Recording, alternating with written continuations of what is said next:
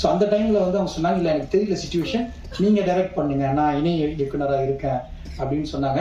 சரி, அவங்க சுச்சுவேஷன் புரிஞ்சுட்டு நான் படத்தை டைரக்ட் பண்ண ஆரம்பித்தேன். படத்தில் ட்ராவல் பண்ண ஆரம்பித்தோம்.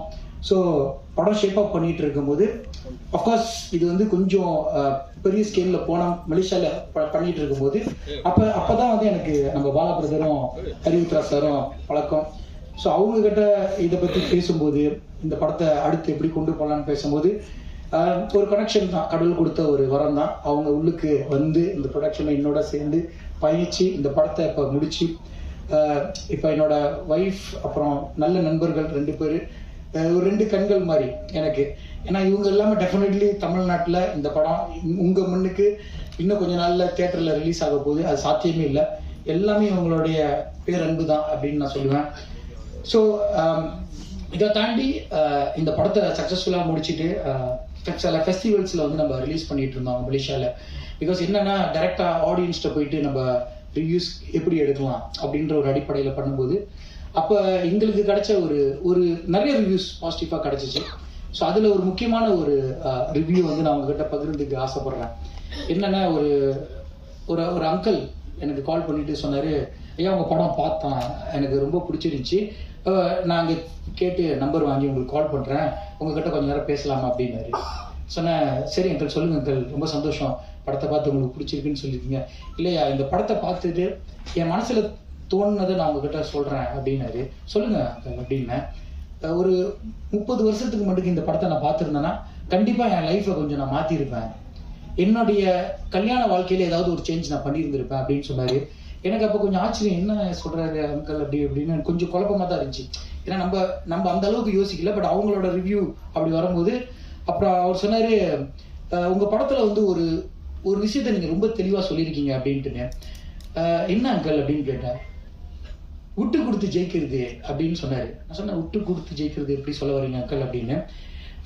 அவர் இங்கிலீஷில் சொன்னார், காம்ப்ரமைஸ் அண்ட் வின். நீங்கள் வந்து காம்ப்ரமைஸ் பண்ணி ஒரு விஷயத்தை ஜெயிக்கலாம் அப்படின்னு சொன்னது வந்து உங்கள் படத்தில் நான் ஒரு மெசேஜாக நான் பார்க்கல, பட் அதுலேருந்து நான் அதை அப்படி தான் எடுத்துக்கிட்டேன் அப்படின்னு சொன்னார்.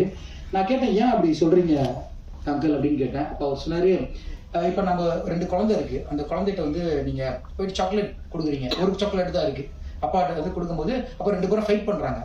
ஃபைட் பண்ணிட்டு இருக்கும்போது எனக்கு வேணும் உனக்கு வேணும் அந்த சாக்லேட்டை வந்து அந்த பையனுங்க 2 பேர் சண்டை போடும்போது அப்பா சொல்கிறேன், அரைச்ச ஒரு ஆள் சாப்பிட்டுங்க அப்படின்னு.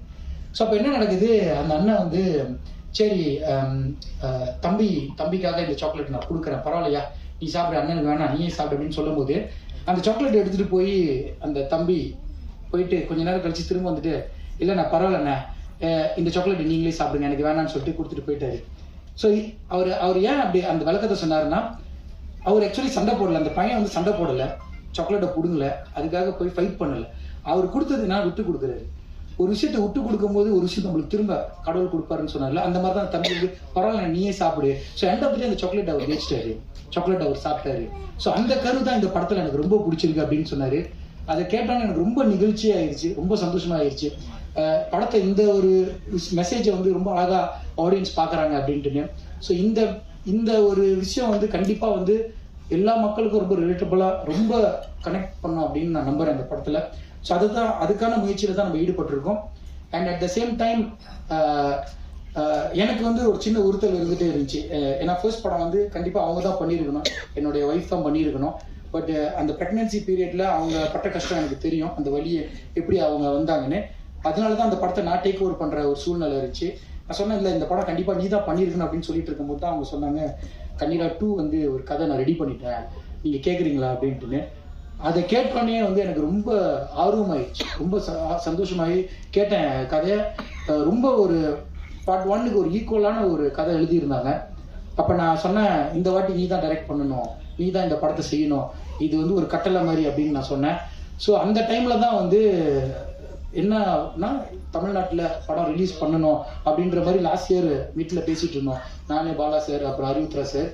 அப்போ அவங்க சொன்னது என்னன்னா, பிரதர் ஒரு சீக்வல் ரெடி பண்ணுறது ரொம்ப நல்ல விஷயம். ஏன்னா ஒரு ஒரு படம் ஒரு பார்ட் 1 வரும்போது பார்ட் 2 உடைய அந்த ஒரு கனெக்ஷன் ஏற்படும் போது அந்த ரீச் வந்து மக்கள்கிட்ட இன்னும் அதிகமாக போய் சேர்றதுக்கான வாய்ப்புகள் இருக்கு. ஸோ நீங்கள் தைரியமாக பண்ணுங்க அப்படின்னு சொல்லும்போது, இல்லை சார் நான் ஒரே டைமில் இந்த 2 இது எப்படி பண்ணுறது அப்படின்னு சொல்லும்போது எனக்கு பின்னாடி தட்டி கொடுத்து போய் பண்ணுங்க, இந்த படத்தை முடிங்க, தமிழ்நாடை பத்தி நீங்க கவலையப்படாதீங்க, நாங்க இருக்கோம், நாங்க தோல் கொடுப்பான் தோழன் அப்படின்னு சொல்லுவாங்களே, அந்த மாதிரி அவங்க 2 பேரும் நின்று இந்த ஈவெண்ட் இவ்வளவு சிறப்பா செஞ்சிருக்காங்க. இந்த 6 மாசமா அவங்க எந்த அளவுக்கு உழைப்பு போட்டிருக்காங்க அப்படின்றது எனக்கு தெரியும். ஸோ அந்த கேப்ல தான் நாங்க பார்ட் 2 வந்து செஞ்சு முடிச்சிட்டோம். அதுவும் இப்போ ப்ரொடக்ஷன் போஸ்ட் ப்ரொடக்ஷன் போயிட்டு இருக்கு.